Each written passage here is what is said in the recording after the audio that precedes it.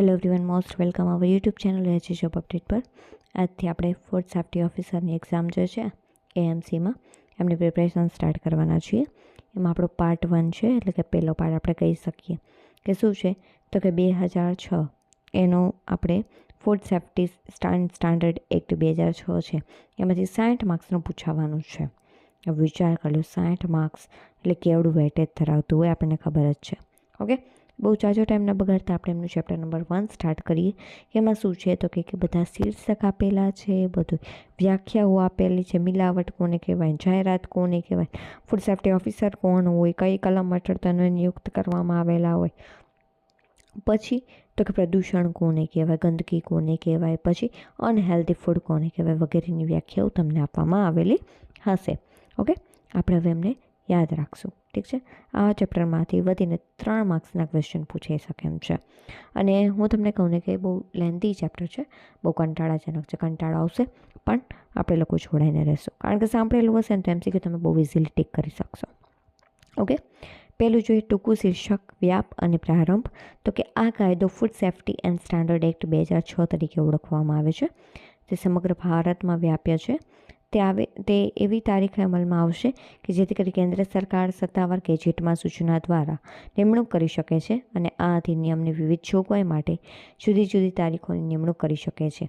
અને આની શરૂઆત માટે આવી કોઈપણ જોગવાઈમાં કોઈપણ સંદર્ભ અધિનિયમને તે જોગવાઈમાં અમલમાં આપવાના સંદર્ભ તરીકે સમજવામાં આવશે. બીજું જોઈએ સંઘ દ્વારા નિયંત્રણ, યોગ્યતા અને ઘોષણા. તો કે આથી જાહેર કરવામાં આવે છે કે યુનિયન દ્વારા ખાદ્ય ઉદ્યોગને તેના નિયંત્રણ હેઠળ લેવા જોઈએ તે જાહેર હિતમાં યોગ્ય છે. વ્યાખ્યા જોઈએ તો કે આ અધિનિયમમાં સિવાય કે સંદર્ભ અન્યથા જરૂરી હોય તો. મિલાવટનો અર્થ શું થાય છે તો કે જે ખોરાકને અસુરક્ષિત અને સબસ્ટાન્ડર્ડ અથવા તો ખોટી બ્રાન્ડ અથવા તો બહારના પદાર્થયુક્ત બનાવવા માટે ઉપયોગમાં લઈ શકાય. જાહેરાતનો અર્થ કોઈપણ પ્રકાશ, ધ્વનિ, ધુમાડો, gas, print, electronic media, internet અથવા તો વેબસાઇટ દ્વારા કરવામાં આવેલ કોઈપણ ઓડિયો અથવા તો વિઝ્યુઅલ પ્રચાર, રજૂઆત અથવા તો ઉચ્ચારણ અને કોઈપણ સૂચના, પરિપત્ર, લેબલ, રેપર, ઇન્વોલન્સ અથવા તો દસ્તાવેજો દ્વારા સમાવેશ થાય છે. પછી છે ચેરપર્સન એટલે કે ફૂડ ઓથોરિટીના અધ્યક્ષ. દાવો એટલે કે કોઈપણ રજૂઆત જે જણાવે છે, સૂચવે છે અથવા તો સૂચિત કરે છે કે ખોરાક તેના મૂળ પોષક ગુણધર્મ, પ્રકૃતિ, પ્રક્રિયા, રચના અન્યથા સંબંધિત વિશેષ ગુણો ધરાવે છે. કમિશનર ઓફ ફૂડ સેફ્ટી એટલે કે કલમ નંબર 30 હેઠળ નિયુક્ત ફૂડ સેફ્ટી કમિશનર આઈએમપી છે. કમિશનર ઓફ ફૂડ સેફ્ટી કઈ કલમ 30. ઓકે, ગ્રાહક એટલે કે વ્યક્તિઓ અને પરિવારો જે પોતાની વ્યક્તિગત જરૂરિયાતો પૂરી કરવા માટે માલ ખરીદે એને શું કહેવામાં આવે છે? ગ્રાહક. દૂષિત એટલે શું થશે તો કે કોઈ પણ પદાર્થ ખોરાકમાં ઉમેરવામાં આવે છે કે નહીં, પરંતુ જે ઉત્પાદનના અંતે આવા ખોરાકમાં હાજર હોય તે. ઉત્પાદન પ્રક્રિયા આવા ખોરાકની તૈયારી, સારવાર, પેકિંગ, પેકેજિંગ, પરિવહન અથવા તો હોર્ડિંગ અથવા તો પર્યાવરણીય દૂષણના પરિણામે મોજૂદ હોય. પછી છે નિયુક્ત અધિકારી કલમ નંબર 36 હેઠળ ફૂડ સેફ્ટી ઓફિસર કલમ નંબર 30. પછી નિયુક્ત અધિકારો કલમ નંબર 36. બે યાદ રાખજો ખાસ. બાહ્ય પદાર્થ એટલે શું તો કે તે જે ઉત્પાદનમાં લેવાતી કાચી સામગ્રી, પેકેજિંગ સામગ્રી, પ્રક્રિયા પ્રણાલીમાં લેવાયેલો હોય તેમાં ઉમેરવામાં આવ્યો હોય, પરંતુ આવો પદાર્થ ચીજને અસુરક્ષિત ન બનાવતો હોય. એટલે કે બાહ્ય પદાર્થને લીધે થઈને તમને કોઈ આડઅસર થતી નથી. ખોરાક એટલે શું તો કે ખોરાક એટલે કોઈ પણ પદાર્થ, પછી તે ભલે પ્રક્રિયા કરેલ, આંશિક રીતે પ્રક્રિયા કરેલ હોય કે બિન પ્રક્રિયા કરેલ હોય, જે માનવ વપરાશ માટે વપરાયેલ હોય, બનાવેલ હોય, જે કલમ ઝેડ અને કે આનુવંશિક રીતે સંશોધિત અથવા તો એન્જિનિયર કરેલ ખોરાક અથવા તો ઘટકો ધરાવતો ખોરાક, શિશુ ખોરાક, પછી પેકેજ્ડ પીવાનું પાણી, આલ્કોહોલિક પીણું, ચ્યુઇંગમ અને કોઈપણ પદાર્થ જેમાં તેના ઉત્પાદન, તૈયારી અથવા તો સારવાર દરમિયાન વાપરવામાં આવેલ હોય. પછી કોઈપણ પશુ આહાર જે જીવંત પ્રણાલીઓનો સમાવેશ થતો નથી, સિવાય કે બજારમાં મૂકવામાં આવેલ, તૈયાર અથવા તો પ્રક્રિયા કરવામાં આવે, માનવ વપરાશ, છોડ, લહાણી પહેલાં દવાઓ, ઔષધીય ઉત્પાદનો, સૌંદર્ય પ્રસાધનો, પછી માદક દ્રવ્ય જે છે, પછી સાયકોટ્રોપિક પદાર્થ છે, એ શરતે કે કેન્દ્ર સરકાર સત્તાવાર ગેજેટમાં સૂચના દ્વારા આ કાયદાના હેતુ માટે ઉપયોગ, પ્રકૃતિ, પદાર્થ અથવા તો ગુણવત્તા સંદર્ભ કોઈપણ અન્ય લેખને ખોરાક તરીકે જાહેર કરી શકે છે. પછી છે ફૂડ એડિટિવ. એનો અર્થ શું થાય છે? તો કે સામાન્ય રીતે પોતે જ ખોરાક તરીકે ઉપયોગમાં લેવામાં આવતો નથી અથવા તો ખોરાક વિશિષ્ટ ઘટક તરીકે ઉપયોગમાં લેવામાં આવતો નથી. પછી ભલે તે પોષક મૂલ્ય ધરાવતો હોય કે ન હોય, તકનીકી ઉદ્દેશ્ય માટે ખોરાકમાં તેનો ઇરાદાપૂર્વકનો ઉમેરો ઉત્પાદન પ્રક્રિયા, તૈયારી પ્રક્રિયા, પેકેજિંગ, પરિવહન અથવા આવા ખાદ્ય પદાર્થોના પરિણામો, હોલ્ડિંગ હેતુ અથવા તેના અથવા પેટા ઉત્પાદનના ઘટક બનવા અથવા તો અન્યથા ખોરાક પર તેની અસર કરે, પરંતુ તેમાં પોષક ગુણો જાળવવા માટે સુધારિત માટે દૂષિત પદાર્થો અથવા તો ખોરાકમાં ઉમેરેલા આવતા પદાર્થોનો સમાવેશ થતો નથી. પછી છે ફૂડ એનાલિસિસ્ટ, કલમ નંબર 45. પછી ફૂડ ઓથોરિટી સેક્શન નંબર 4 હેઠળ ભારતીય ખાદ્ય સુરક્ષા અને ધોરણો ઓથોરિટી. ખાદ્ય વ્યવસ્થાનો અર્થ થાય છે કે કોઈ પણ ઉપક્રમ, પછી તે ભલે નફામાં હોય કે ન હોય અને જાહેર હોય કે ખાનગી ઉત્પાદન, પ્રક્રિયા, પેકેજિંગ, સંગ્રહ, પરિવહન અને ખોરાકનું વિતરણ, આયાત, તેમાં સમાવિષ્ટ કોઈપણ તબક્કાને લગતી કોઈપણ ખાદ્ય સેવાઓ, કેટરિંગ સેવાઓ, ખોરાક અથવા તો ખાદ્ય ઘટકોનો વેચાણ. ખાદ્ય વ્યવસાય સંબંધમાં ફૂડ બિઝનેસ ઓપરેટરનો અર્થ એવી વ્યક્તિ કે જેના દ્વારા ધંધો કરવામાં આવે છે અથવા તો તેની માલિકી છે અને તે આ અધિનિયમ તેના હેઠળ બનાવેલ નિયમો અને નિયમોનું પાલન સુનિશ્ચિત કરવા માટે જવાબદાર છે. ફૂડ લેબોરેટરી એટલે શું થશે? તો કે કેન્દ્ર સરકાર અથવા તો જે national accreditation board four testing and calibration laboratory જે છે એની સમકક્ષ હોવી જોઈએ. ખાદ્ય સલામતીનો અર્થ શું થશે? તો કે ખાદ્ય સલામતી એટલે ખાદ્ય પદાર્થો માનવ વપરાશ માટે તેના હેતુપૂર્વક ઉપયોગ અનુસાર સ્વીકાર્ય હોય. પછી આપણે જોઈએ ફૂડ સેફ્ટી ઓડિટ. તો કે એવા પગલાં અને સંબંધિત પરિણામો ખાદ્ય સલામતીના ઉદ્દેશ્યો એ વતી કરવામાં આવેલા દાવાઓ સાથે પૂર્ણ થાય કે કેમ તે નિર્ધારિત કરવા માટે ઉત્પાદન એકમો દ્વારા અપનાવવામાં આવેલ ખાદ્ય સલામતીના પગલાંની પદ્ધતિસરની કાર્યાત્મક રીતે સ્વતંત્ર પરીક્ષા. પછી છે ફૂડ સેફ્ટી મેનેજમેન્ટ સિસ્ટમ. તો કે એનો અર્થ શું છે? તો કે ફૂડ બિઝનેસ અને સારી મેન્યુફેક્ચરિંગ પ્રેક્ટિસ, પછી સારી હાઇજેનિક પ્રેક્ટિસ અને હેઝાર્ડ એનાલિસિસ અને કંટ્રોલ પોઈન્ટ, આવા અન્ય વ્યવહારો જે નિયમ દ્વારા નિર્દેશિત કરી શકાય છે. પછી છે ફૂડ સેફ્ટી ઓફિસર, કલમ નંબર 37. પછી છે જોખમ એટલે પ્રતિકૂળ સ્વાસ્થ્ય અસર થવાની સંભાવના અથવા એવી સ્થિતિ ધરાવતા ખોરાકોમાં જૈવિક, રાસાયણિક અને ભૌતિક એજન્ટ. આયાત એટલે શું? તો કે જમીન, સમુદ્ર, હવાઈ માર્ગ દ્વારા કોઈપણ ખાદ્ય સામગ્રી ભારતમાં લાવવી. સુધારણાની સૂચના એટલે કે આ કાયદાની કલમ 32 હેઠળ જારી કરાયેલ નોટિસ. શિશુ ખોરાક, શિશુ દૂધ અવેજીના અર્થ દૂધ અવેજી, ફીડિંગ બોટલ્સ અને શિશુ ખોરાકના કલમ 2ની પેટા કલમ IFG માં તમને સોંપાયેલા હોવા જોઈએ. અધિનિયમ 1992 અનુક્રમે. પછી ઘટકનો અર્થ શું થાય છે? તો કે કોઈ પણ પદાર્થ જેમાં ઉત્પાદનમાં તૈયારીમાં વપરાતા ખોરાકનો ઉમેરનો સમાવેશ થાય છે અને અંતિમ ઉત્પાદન સંભવિત સુધારેલ સ્વરૂપમાં હોય છે. પછી છે લેબલ. તો કે લેબલનો અર્થ થાય છે કે કોઈ પણ ટેગ, બ્રાન્ડ, ચિહ્ન, ચિત્રાત્મક અથવા તો અન્ય વર્ણનાત્મક બાબત, લેખિત, મુદ્રિત, પછી જે સ્ટેન્સિલ, ચિહ્ન, પછી એમ્બોસ્ડ, ગ્રાફિક, છિદ્રિત, સ્ટેમ્પ્ડ અથવા તો પ્રભાવિત અથવા તો કન્ટેનર, કવર, ઢાંકણા સાથે જોડાયેલ ફૂડ પેકેજ ઉત્પાદન સામેલ રાખવા. નેક્સ્ટ જોઈએ લાયસન્સ. કલમ નંબર 31 હેઠળ આપવામાં આવેલ લાયસન્સ છે. લાયસન્સ ખાસ યાદ રાખજો, કલમ નંબર 31. ફૂડ સેફ્ટી ઓથોરિટી, કલમ નંબર 30. પછી કલમ નંબર 34માં કયો હશે? કમિશનર.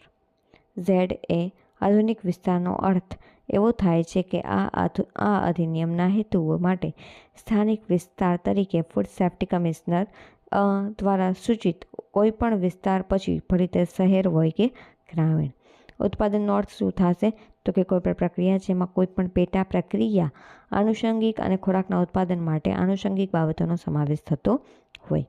ઉત્પાદક એટલે શું થશે? તો કે વેચાણ માટે કોઈપણ ખાદ્ય સામગ્રીના ઉત્પાદન વ્યવસાયમાં રોકાયેલ વ્યક્તિ અને તેમાં કોઈપણ વ્યક્તિનો સમાવેશ થાય છે જે અન્ય વ્યક્તિ પાસેથી આવી વસ્તુ મેળવે છે, તેને પેક કરે છે, વેચાણ, લેબલ વગેરે કરે છે. ટૂંકમાં જે પ્રોસેસ સાથે જેટલા સંકળાયેલા લોકો હશે તે બધાનો સમાવેશ એમાં થશે. પછી છે સભ્ય. સભ્ય એટલે શું થશે? તો કે ફૂડ ઓથોરિટીના સભ્ય અને તેમાં અધ્યક્ષનો સમાવેશ થાય છે. ખોટી બ્રાન્ડેડનો ખોરાક એટલે શું થશે? તો કે જો એ કથિત છે અને તે હોવાનું દર્શાવ્યું છે અથવા તો થઈ રહ્યું છે. ખોટા ભ્રામક દાવાઓ વેચાણ માટે ઓફર કરેલ પ્રમોટ કરવામાં આવે છે.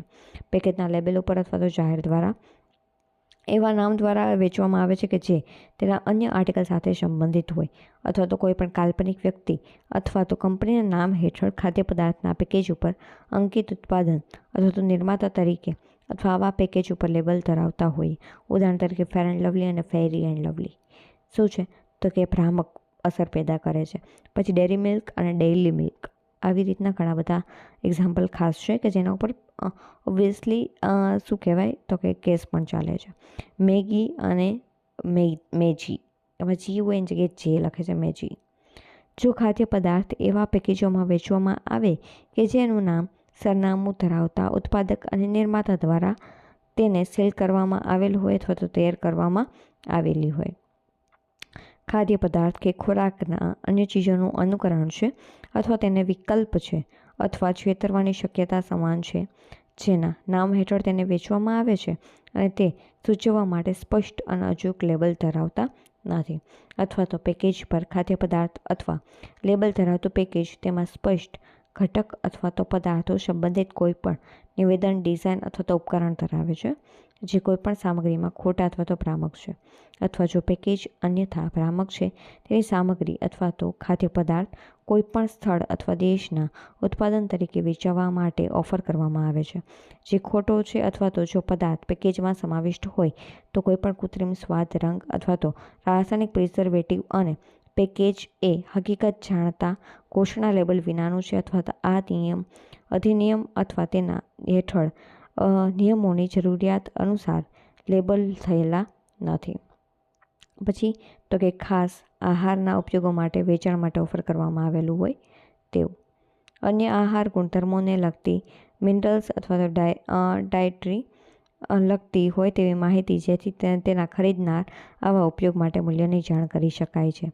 પછી 3 નંબર, આ અધિનિયમ હેઠળ નિર્ધારિત પરિવર્તનશીલતાની મર્યાદામાં તેની બહાર સ્પષ્ટતાપણે અથવા તો યોગ્ય રીતે જણાવેલ નથી. આમાં તમને બહુ કંટાળો આવતો હશે, પરંતુ શું છે આમાંથી MCQ પૂછાશે ને, એટલે કેવા પૂછાશે ખબર છે કે નીચેના પૈકી સૂચના એટલે શું છે, ઓલું શું છે, ફલાણું શું છે, ઢીકણું શું છે. ટૂંકમાં આના જો તમે વાંચેલું હશે ને તો ઇઝીલી તમે ક્વેશ્ચન આન્સર આપી શકશો. ZG સૂચના એટલે શું થશે? તો કે અધિકૃત ગેઝેટમાં પ્રકાશિત થયેલ સૂચના. ZH એટલે શું થશે? પેકેજ એટલે કે પેકેજ એટલે શું થશે? બોક્સ છે, બોટલ છે, કાસ્કેટ છે, ટીન છે, બેર વગેરેમાં જેને પેક કરવામાં આવેલા હોય તે પેકેટ.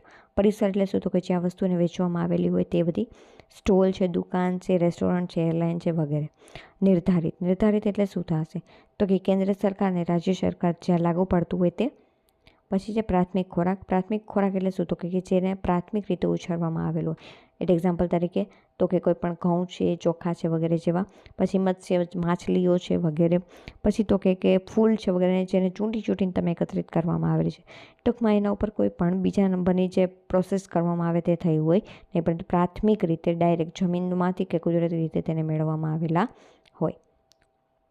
પછી છે ZL પ્રતિબંધ હુકમ, એટલે કે જ્યાં તે વસ્તુ બેન્ડ હોય. એમાં કલમ નંબર આવશે 33. 2 તગડા યાદ રાખવાના. પ્રતિબંધ 2 તગડા, સમજાણું? પ્રતિબંધ હુકમમાં આપણે જોઈએ તો કે ગુજરાતમાં દારૂબંધી છે તો વેચવામાં આવે તો શું થશે? પ્રતિબંધ હુકમ લાગશે. કલમ નંબર 33 ડાયરેક્ટ લાગશે. પછી છે ZM જોખમ, ખોરાકના કોઈપણ ખાદ્ય પદાર્થ સંબંધમાં આવા ખોરાકના ગ્રાહકોના સ્વાસ્થ્ય ઉપર પ્રતિકૂળ અસરની સંભાવના અને તે અસરની તીવ્રતા.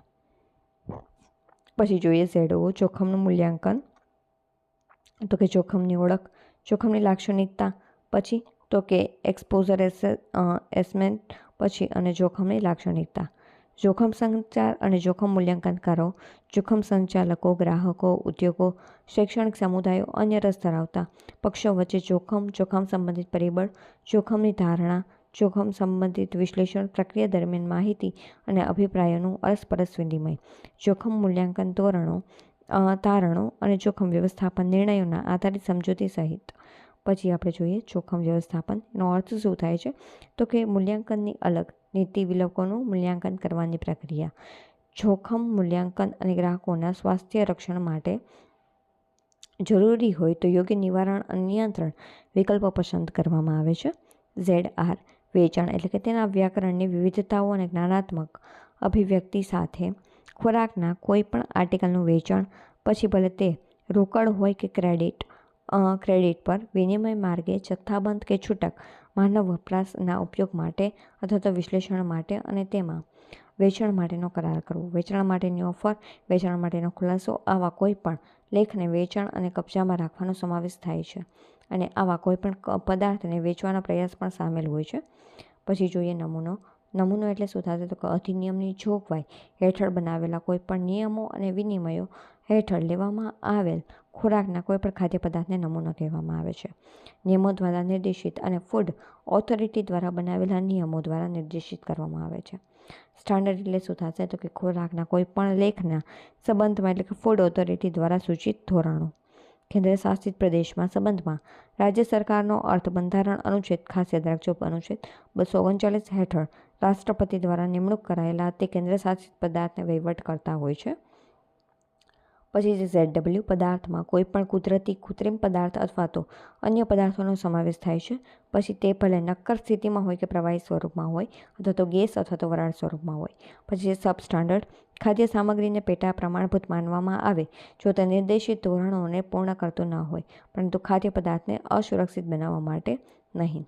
પછી જે ટ્રિબ્યુનલ એટલે કે કલમ નંબર 70 હેઠળ સ્થપાયેલ ફૂડ સેફ્ટી અને એપલેટ ટ્રિબ્યુનલ 7Z તો કે અસુરક્ષિત ખોરાકનો અર્થ એવો થાય છે કે ખોરાકની વસ્તુ જેની પ્રકૃતિ, પદાર્થ અને ગુણવત્તા આરોગ્ય માટે હાનિકારક સાબિત થાય તે રીતે પ્રભાવિત થાય.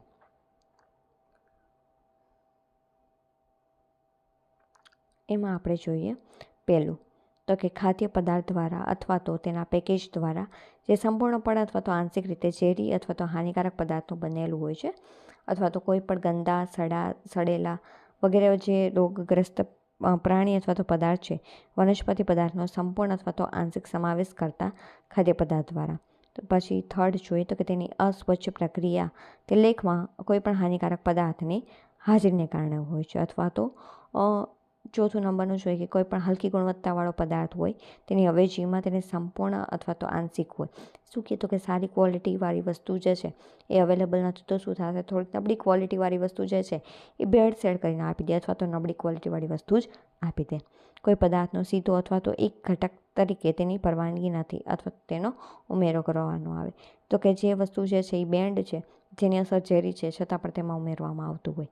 અમૂર્ત દ્વારા સંપૂર્ણ અથવા તો આંશિક રીતે તેના કોઈ પણ ઘટકોનો અથવા તો ખાદ્ય પદાર્થોનો રંગીન, સુગંધિત, કોટેડ પાવડર, પોલિશ્ડ હોય કે ખાદ્ય પદાર્થને નુકસાન પહોંચાડવા અથવા તો છુપાવવા અથવા તો ખરેખર છે તેના કરતાં વધુ સારું અથવા વધુ મૂલ્યવાન દેખાય અથવા તો તેના સંદર્ભમાં ઉલ્લેખિત સિવાયના કોઈ પણ રંગીન પદાર્થ પ્રિઝર્વેટિવ હાજરી દ્વારા અથવા તો કૃમિ, જીવડા અથવા તો જંતુઓના ચેપ ઉપદ્રવિત ખાદ્ય પદાર્થ દ્વારા અથવા તો તેને તૈયાર પેક અશુદ્ધ પરિસ્થિતિમાં રાખવામાં આવ્યા હોય તેના આધારે અથવા તો ખોટી બ્રાન્ડેડ અથવા તો સબસ્ટાન્ડર્ડ હોવાને કારણે બાહ્ય પદાર્થ દ્વારા ધરાવતો ખોરાક હોય અથવા જંતુનાશક અને અન્યથા દૂષકોને નિયમો દ્વારા નિર્દેશિત કરવાનો વધુ હોવાને કારણે. ખાસ યાદ રાખજો જમ્મુ કાશ્મીર રાજ્યમાં અમલમાં ન હોય તેવા કાયદાઓના આ અધિનિયમમાં કોઈ પણ સંદર્ભ તે રાજ્યના સંબંધમાં તે રાજ્યમાં અમલમાં હોય તો સંબંધિત કાયદાના સંદર્ભ તરીકે અર્થઘટન કરવામાં આવશે. આ ચેપ્ટરમાં તમને ઉપર માહિતી જે છે એ બધી ક્લિયર હશે. આમાં બહુ ડીપમાં કંઈ પૂછાવાનું નથી. ખાસ બધી વ્યાખ્યાઓ યાદ રાખવાની જરૂર નથી.